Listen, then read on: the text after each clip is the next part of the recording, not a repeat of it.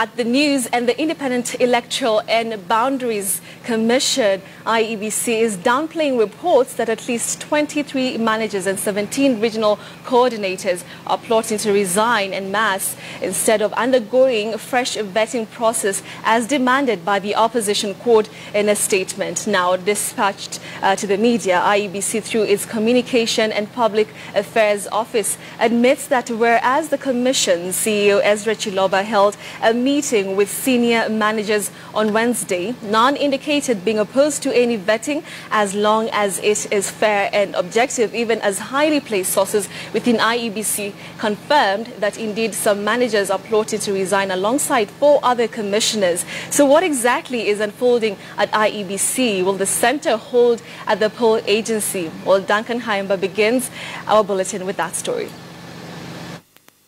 It appears all is not well at IEBC headquarters after it emerged a section of Commission senior managers and several regional election coordinators could be stampeding out of the poll agency as the political heat continues to rise to eject all the commissioners. On Wednesday, CEO Ezra Chiloba convened a crisis meeting with all managers, which the Commission says it deliberated on efforts towards meeting the targets and timelines of the 2017 election operation plan, a meeting which the senior managers are said to have expressed their objection to vetting, instead opting to resign en masse. IEBC Communication and Public Affairs Manager confirms the matter by saying, and I quote, "The CEO assured the staff that any reforms touching on them would solely be the responsibility of the employer, the Commission." The statement further cautions against speculations on goings-on at the Commission by saying, "Be it as it may, we must remember that the country has just about 13 months to the next elections.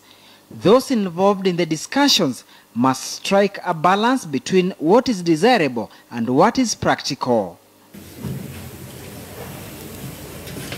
Former Commissioner of the defunct Electoral Commission of Kenya, ECK, Gabriel Mukele, says the political leadership in the country has once again failed Kenyans as the 2017 August general election fast approaches. The Kenyans have poured petrol on themselves. What remains is just a march, and you have a revolution or violence in this country. According to Mukele, the march talked about overhaul at IEBC, now being engineered through Parliament finally, could be an exercise in futility, since it's only remaining barely 13 months to the ballot. It will be a sham election because the people handling it will not have the necessary experience. And by the time you finish the law, maybe the year will have ended. Just in 6 months, you don't expect people to do a good job. There's also a possibility of the political process to hound the Commission being spearheaded through Parliament being stalled. 2017 election looks bleak at the moment.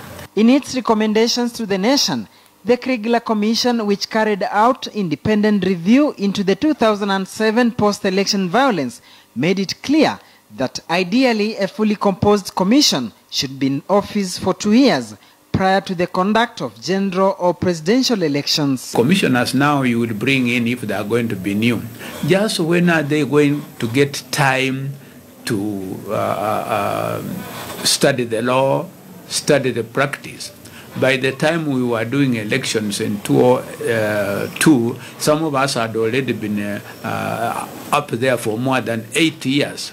IEBC CEO has already warned that delays in determining the fate of its 9 commissioners will definitely affect 2017 polls.